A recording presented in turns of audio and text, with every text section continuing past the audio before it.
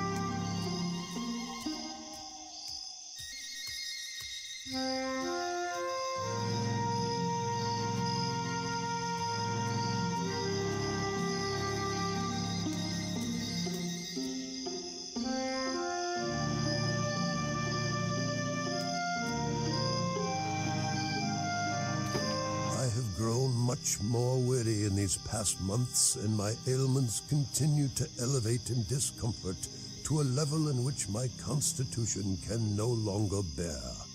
In a recent moment of serendipity, I conversed with a gentleman upon his return from the wild north.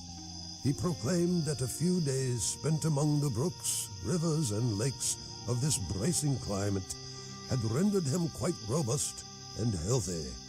He recommends such an excursion to many an invalid as far superior to quack medicines and expensive nostrums. I now plan to seek out and settle in a clime as he described, praying for the similar transformative effect to bestow itself upon me.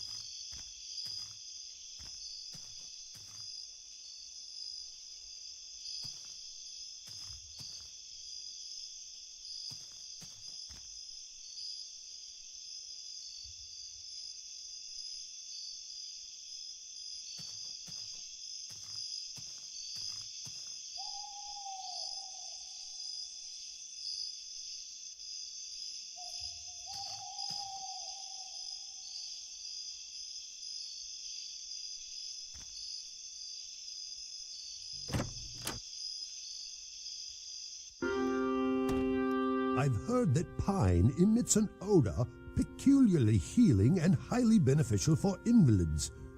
These recent months living in God's great land confirms this thesis, as my consumptive ailments have been healed, rendering me a new man.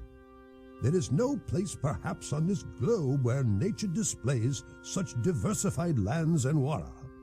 The banks are high and afford a series of picturesque views. The shores are rugged and steep, interrupted by lovely, sheltering covers. The shallows are plentiful. I have felt as if invited to settle down and admire their resplendent views with a sort of joyful thankfulness for having been led to them. But just as I am in awe of the beauty, I am also interested in the potential to employ its power to make a better life for myself. I have concluded that the only way to investigate more wonderment is to strike out and explore the vast realm that lies beyond my door.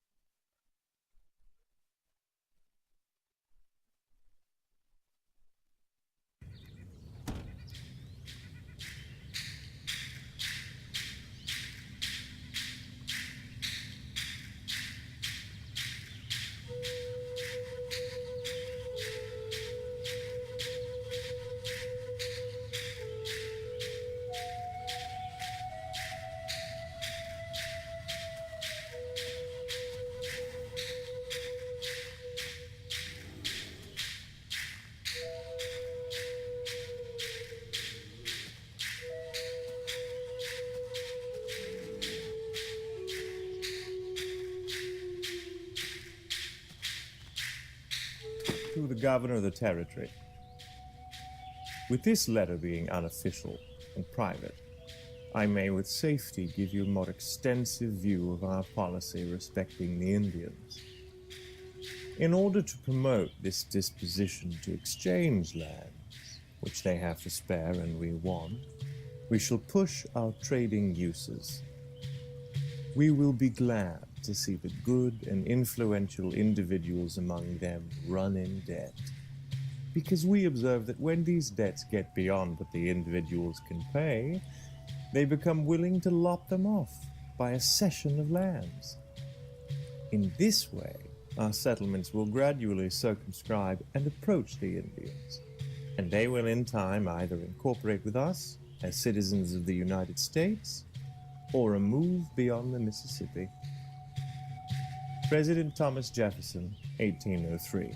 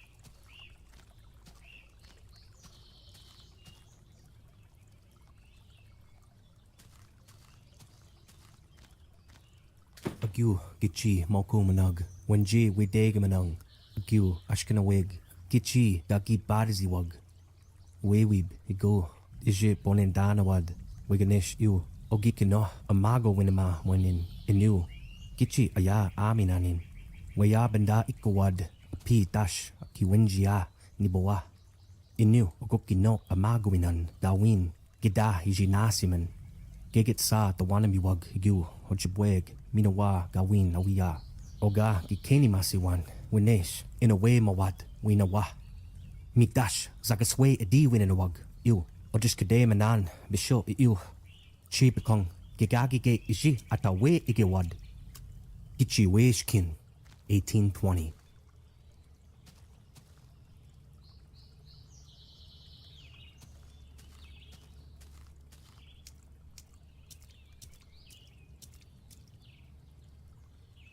I've overheard that the Northwest Company has brought 56 kegs of alcohol for trade with the savages this year. With my 8 kegs from the XY Company, we should have enough between us to trade more than 7 gallons of liquor for every single adult Sioux and Chippewa in the entire river valley. This will indeed be a very good year of trading for us, as this additional lubricant will help us pass last year's record of the savages harvesting over 8,000 beaver pelts for us. Michel Curot, 1805.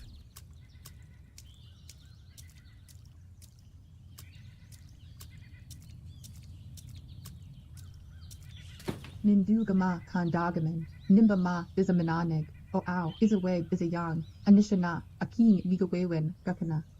Mish Adaway Winawanag, Minawa, Gichi Mukomanag, Azagwa, Oma, Gashkatuwad, Anje, Izachagayang, Minawind, Ego, Ow, Akin. Geget Sa Onzam, Manumin, Minawa, Amakuwayanan, Nindasengananan, Je Isse, Minagoyang, Inu, Mayage, Apachaganan, Nishke, Inu, Bashkizaganan, Iwapiko, Apachaganan, Minawa, Ishkodawabu, Ningi, Minagoman, Gosha, Minawin.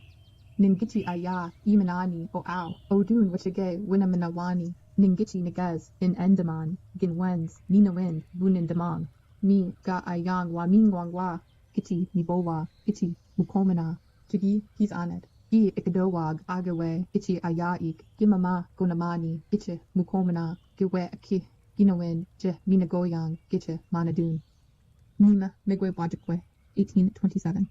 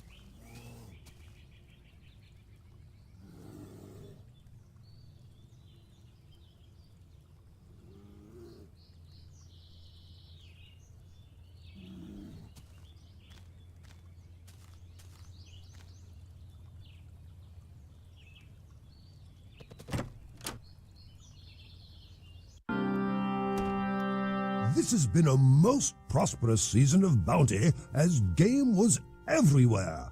Thus far, I've killed 79 deer, 16 elk, and 3 bears. I've also caught more trout than I can count with the aid of both hooks and large scoop nets. Even with these blessings, I'm still unable to grasp how untamed and rich the world is, spontaneously abundant with all the necessaries of life. I reckon that with a bit of cultivation, it might be made to produce even the luxuries of life. There is opportunity for all men to prosper, and seemingly no end to what one may need or want of this world. The only challenge I foresee is how to provide all of God's chosen people with the opportunity to delight in this new Canaan, this promised land.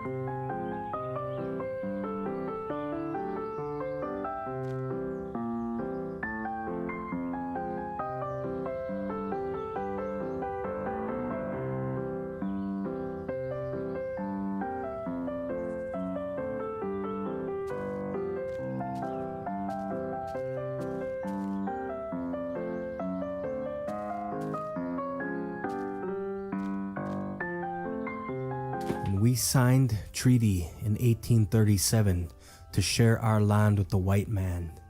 We said that when our grandchildren grows old, we will once again return to this land. But now the great Father beyond the mountains forbids us to even hunt or fish on these lands. We now depend on the whites for food and clothing more than ever before. The wild rice, elk, and beaver are gone, replaced by gunshots, disease, and Ishkote Nabiguan, those monstrous fire vessels belching up smoke on the river. Naganab, 1863.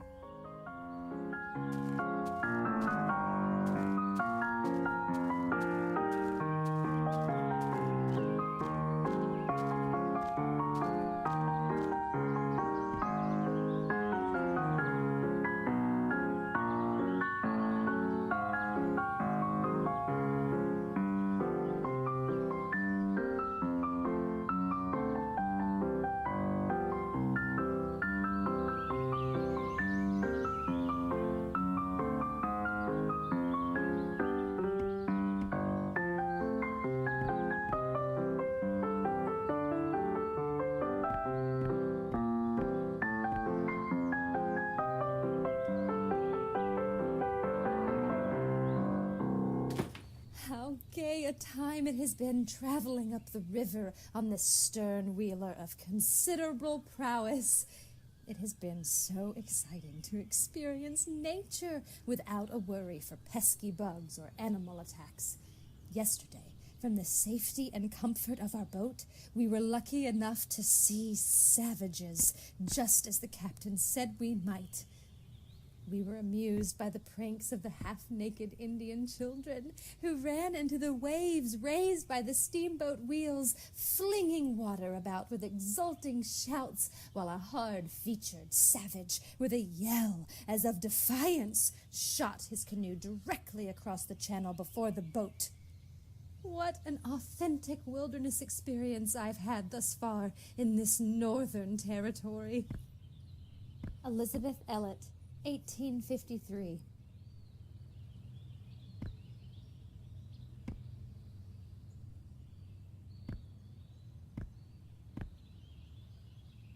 What a pleasurable time me and the boys have had this week on the river. Our steamer captain promised a braggart's bounty of fish and fowl, and he has delivered on his promise tenfold.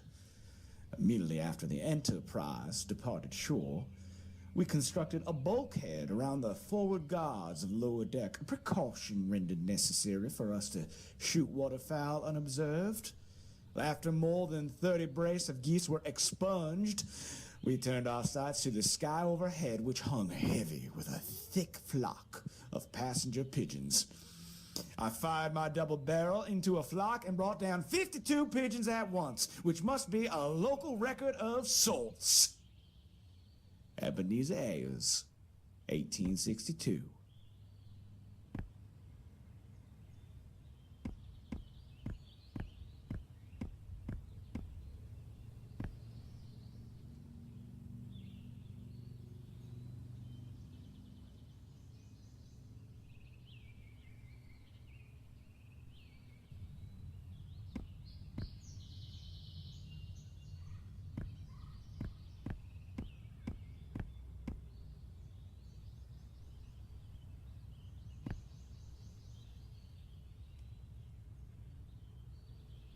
My boat is usually a smart and lively little craft that can run like a scared owl over a dry sandbar, but this trip has struck us on bars a dozen times thus far. These unavoidable detentions, on account of the low stage of water, floating logs from lumber companies, and heavy freight, each involve a delay of several hours. The slow working over a formidable sandbar when one's time is precious is about as severe a test of patience as could well be devised. Now and then, all hands had to leap ashore and cut down wood from the shore to feed the engine while the Knapp thus labored along. Oscar F. Knapp, captain of the G.B. Knapp, 1867.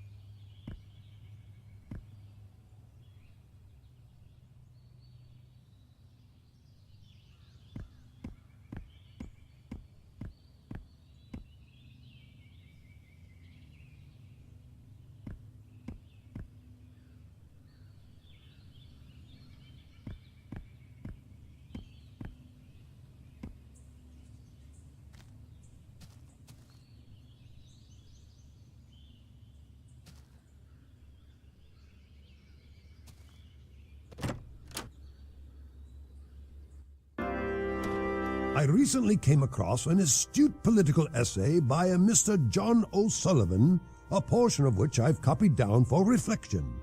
Quote, "And that claim is by the right of our manifest destiny to overspread and to possess the whole of the continent which Providence has given us for the development of the great experiment of liberty and federated self-government entrusted to us." End quote. And how right he is. This land, our land, is indeed a great experiment in freedom. I've discovered that with the abundance of resources in our world, many have found a way to possess it, but only the smartest of men have discovered how to prosper from it. The potential riches of this land are bound only by one's motivation, creativity, and rapaciousness.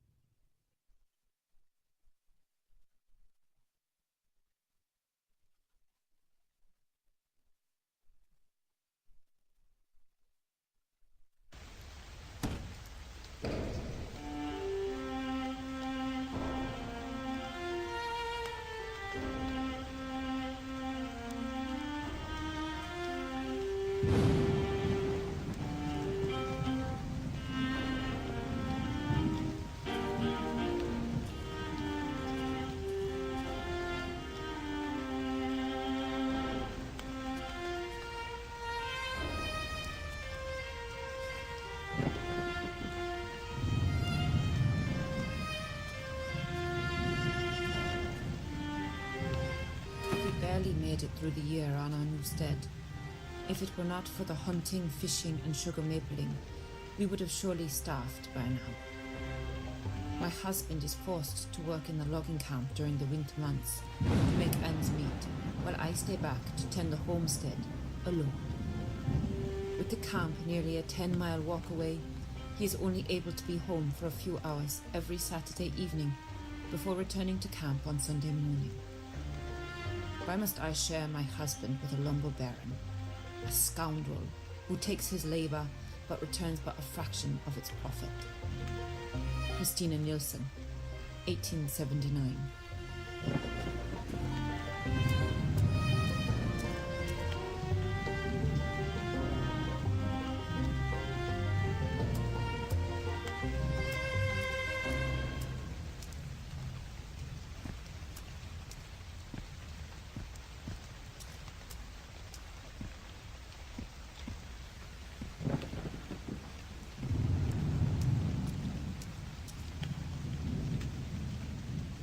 Rivers get more dangerous every year for River Pig, especially since that new boss logger took over the boom.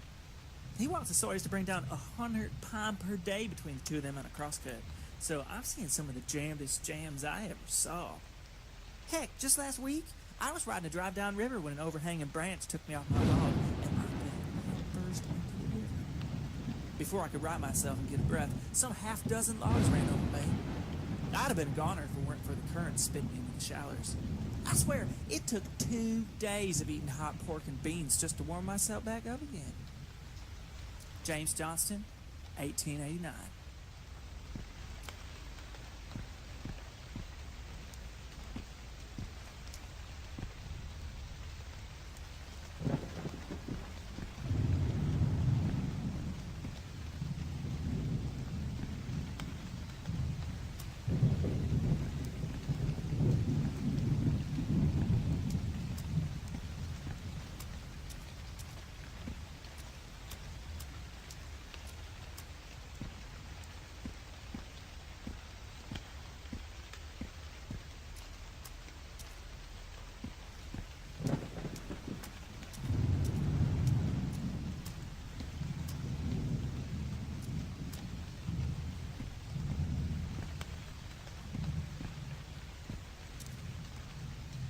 Now that my syndicate owns the boom site and we have finished construction on the dam, I finally have complete control of this goddamn river, as not a single log or steamboat will move on it without paying to pass through my choke points. With the full command at the start and the end of the line, I am confident we will best last year's record of 200 million board feet harvested from the valley, and I can finally call this my River of Pine. Frederick Weyerhaeuser, 1890.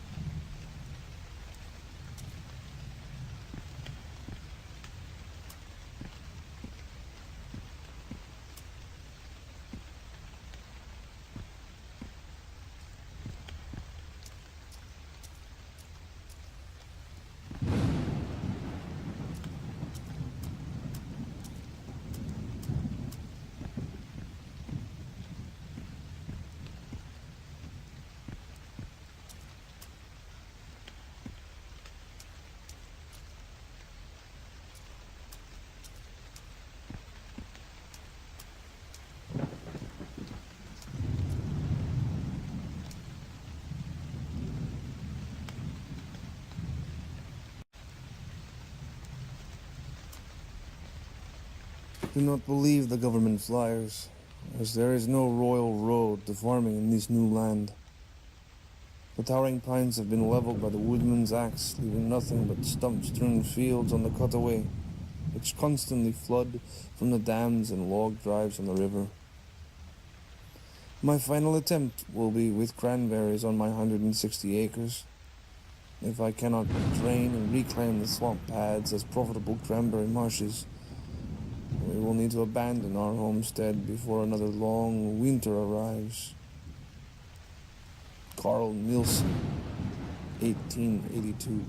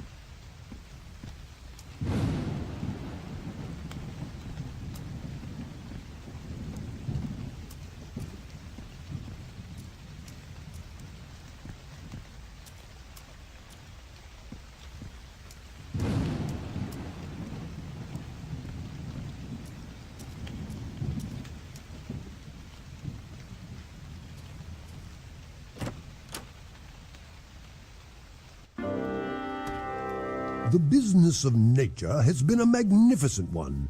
It has enriched many. It has furnished and is still furnishing a means of livelihood for thousands. The ability to control and profit from nature is a power akin to that of a god.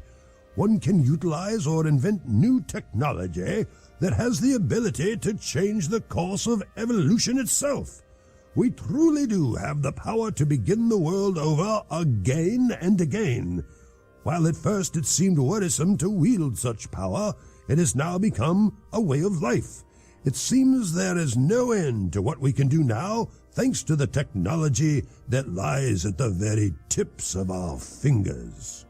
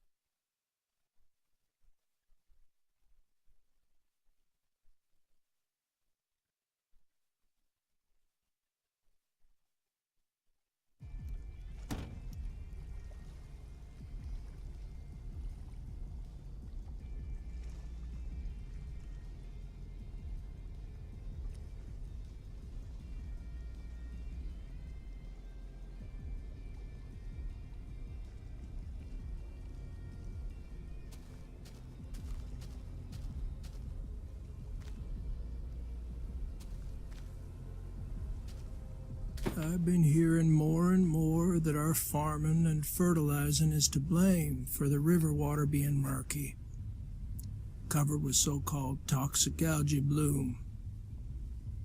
But my farm is 20 miles from the river. The feds have been pushing agriculture policies on us for years, expecting us to maximize production, and never once have they mentioned river pollution. So in addition to trying to hit maximum yields, I'm expected to clean up my farm on my own dime. Leaf Larson, 2005. I became a ranger because I love this waterway, and I want future generations to enjoy it as I have. But every year there seems to be more excess and abuse on this river, to a point where we as a unit can no longer control it. If we're not trying to educate people about overfishing and enforce the laws when people ignore them, we're dealing with drunken weekend partiers and the noise pollution caused by their massive boats. We also have to deal with farm fertilizer runoff and a zebra mussel infestation. This has become more than a full-time job. It's now a tiresome battle that seems like it will never end. Ingrid Ellingson, 2012.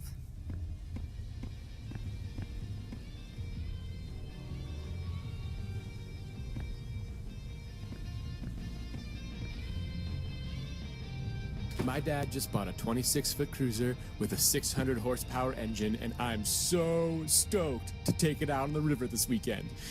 But it really sucks that there are like so many people enforcing stupid things like no wake zones. And what the hell is a zebra mussel? All I want to do is hang out with my bros on the river and drink a few beers.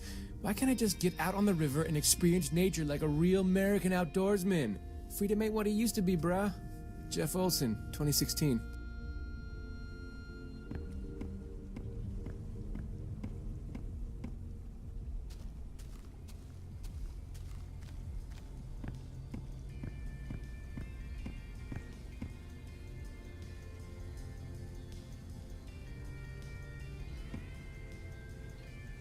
Most of those who have lived their lives beside the placid stream recall best the quiet times of canoes and tiny flat-bottomed craft with minnow buckets trailing behind. Today, the valley is filled with the ear-splitting staccato of high-powered speedboats. I long for the days of sandbars and low water, for they might provide protection against the noisy and dangerous onslaught of an ever-increasing flotilla of modern speedboats and daredevil water skiers. James Taylor Dunn, 1965.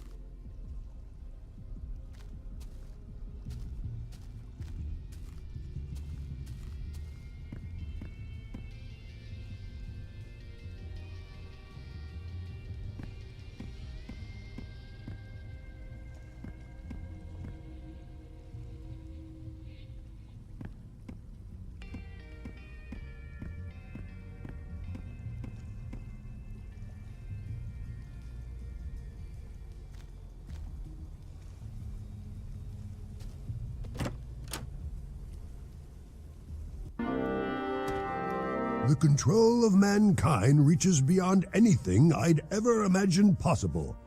As the world evolves into a more advanced era, full of new technology, we have been able to harness the power of nature to unfathomable levels. Although at times we might stray from the path of control, we are able to right that path through a combination of our own volition and the masterful guidance of our God.